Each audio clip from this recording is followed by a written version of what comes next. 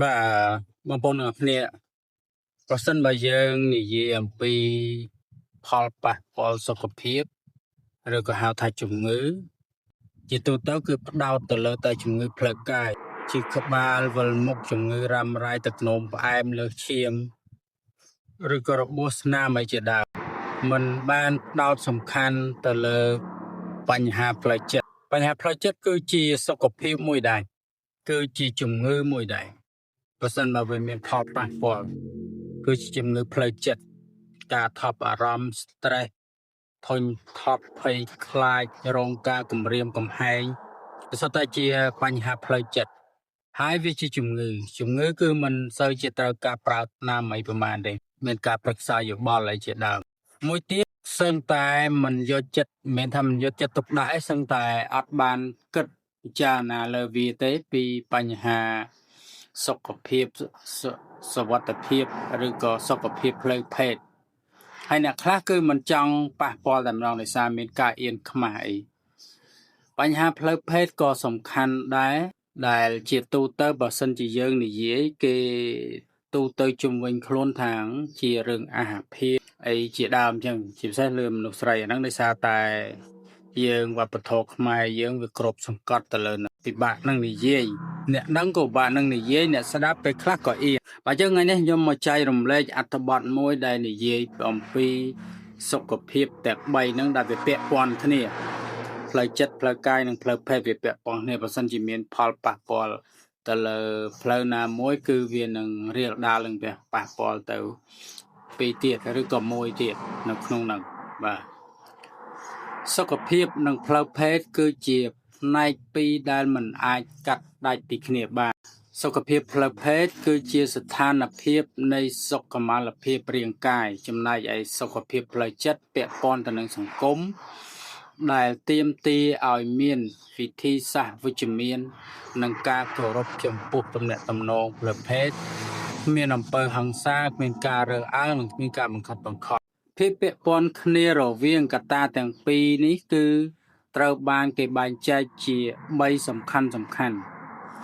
ទី1សុខភាពរាងកាយនិងផ្លូវភេទបាទអញ្ចឹងវាពាក់ព័ន្ធគ្នារាងកាយនិងផ្លូវភេទសុខភាពរាងកាយជាទូទៅមានឥទ្ធិពលទៅលើមុខងារភេទជំងឺរ៉ាំរ៉ៃទឹកនោមផ្អែមបេះដូងលើសឈាមជាដើមហ្នឹងវាអាចប៉ះពាល់ដល់ចរន្តឈាមនិងសរសៃប្រសាទដែលបង្កជាបញ្ហាអសមត្ថភាពផ្លូវភេទឬក៏ការបន្ថយទឹកចំណងអីហ្នឹងណាចឹងអានេះគឺវាដោយសារវាមានជំងឺគឺលំហូរឈាម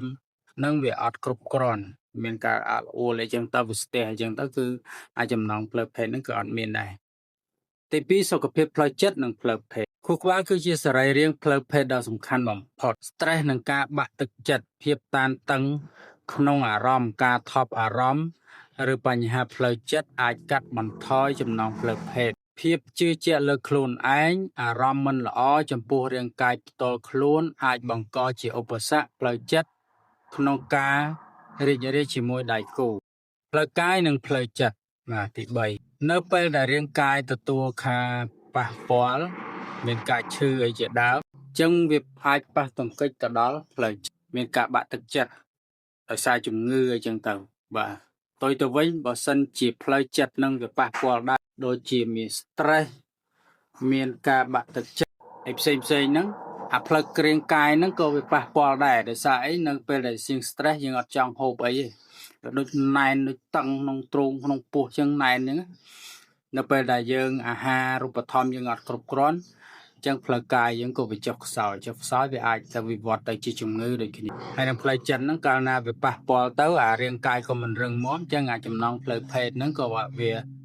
អត់មានដែរការស្រាវជ្រាវផ្សេងទៀតបញ្ជាក់បន្ថែមថាការរួមភេទពេញលេញជាសកម្មភាពរាងកាយមួយដែលត្រូវបានចាត់ទុកថាជាការហាត់ប្រាណបែបល្មមសកម្មភាពនេះជួយដុតបំផ្លាញកាឡូរីប្រមាណ 3.5 ទៅ 4.5 កាឡូរីក្នុង1នាទីនិងបង្កើនចង្វាក់បេះដូងវាក៏ជួយបញ្ចេញអរម៉ូនដែលធ្វើឲ្យអារម្មណ៍ស្រស់ស្រាយនិងកាត់បន្ថយភាពតានតឹងយ៉ាងល្អអត្ថប្រយោជន៍សុខភាពសំខាន់នៃការរួមភេទស្រដៀងគ្នាទៅនឹងការហាត់ប្រាណរួមមានការដុតបំផ្លាញកាឡូរី ការរួមភេទអាចជួយបញ្ចុះទម្ងន់និងដុតបំផ្លាញជាតិខ្លាញ់ដែលអាស្រ័យទៅលើសកម្មភាពការធ្វើឲ្យដៃគូដល់នឹងរយៈពេលទី2ពង្រឹងសាច់ដុំសកម្មភាពនេះជួយឲ្យបណ្ដុះកម្លាំងសាច់ដុំជាពិសេសសាច់ដុំស្នូលដងខ្លួននិងសាច់ដុំអាងត្រគាទី3សុខភាពបេះដូងជួយធ្វើឲ្យប្រព័ន្ធសរសៃឈាមបេះដូងដំណើរការល្អនិងបញ្ចុះសម្ពាធឈាមទី4សុខភាពផ្លូវចិត្តជួយកាត់បន្ថយ stress ថប់អារម្មណ៍និងជួយឲ្យគេងលក់ស្រួលទោះជាយ៉ាងណាការរួមភេទមិនអាចជំនួសរាល់លំហាត់ប្រាណធំៗដូចជាការលើកទម្ងន់ឬរត់ចម្ងាយឆ្ងាយបានទាំងស្រុងនោះទេសកម្មភាពនេះអ្នកអាចអនុវត្តហាត់ប្រាណកាឌីយ៉ូកាឌីយ៉ូនឹងគឺជាការសកម្មភាពហាត់ប្រាណដែលជួយពន្លឿនសង្វាក់បេះដូងនិងដង្ហើមដែលដោយការបញ្ចេញកម្លាំងជាប្រចាំលំហាត់ប្រាណនេះរួមមានការរត់ដើរនិងជិះកង់ហែលទឹកដែលមានគោលដៅសំខាន់ក្នុងការដុតបំផ្លាញកាឡូរីពង្រឹងសុខភាពសួតនិងកាត់បន្ថយហានិភ័យនៃជំងឺបេះដូងនិងការលំហាត់ប្រាណមួយទៀតគឺលំហាត់ប្រាណដុំត្រគាគេហៅថាគីជែលជានឹងរបៀបលំហាត់ប្រាណដែលពាក់ព័ន្ធទៅនឹងការកន្ត្រាក់និងបន្ធូរសាច់ដុំដែលទ្រទ្រង់ផ្លោកនោមស្បូននិងពោះវៀនរបស់អ្នកម្ដងហើយម្ដងទៀតពួកវាជួយការពារនោមទាស់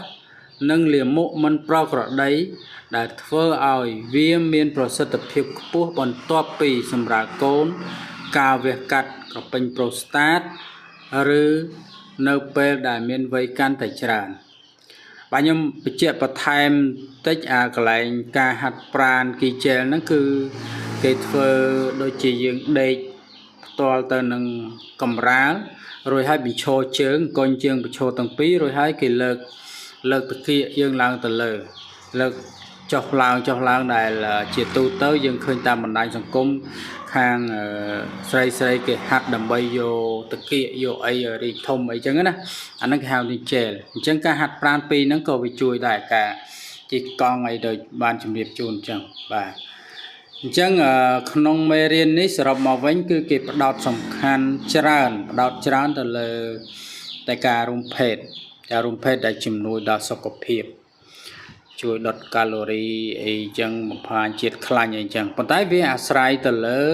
សកម្មភាពនៃការរួមភេទហ្នឹងនិងរយៈពេលផងដែរប្រសិនបើសកម្មភាពហ្នឹងមិនត្រឹមត្រូវយើងអត់មានគេហៅថាវិធីសាស្ត្រនៅក្នុងការធ្វើឲ្យវាដល់ឬរយៈពេលហ្នឹងវាជួនកាលវាយូរពេកវាលឿនពេកអីចឹងវាអត់សមរម្យចឹងវាធ្វើឲ្យដៃគូធុញទ្រាន់ទៅវិញអាហ្នឹងក៏វាមិនសូវជាមានប្រសិទ្ធភាពដែរក្នុងនេះគេសង្កត់បន្ថែមថាគឺអាការដុតជាតិខ្លាញ់ហ្នឹងគឺវាអាស្រ័យទៅលើសកម្មភាពនិងរយៈពេលបាទ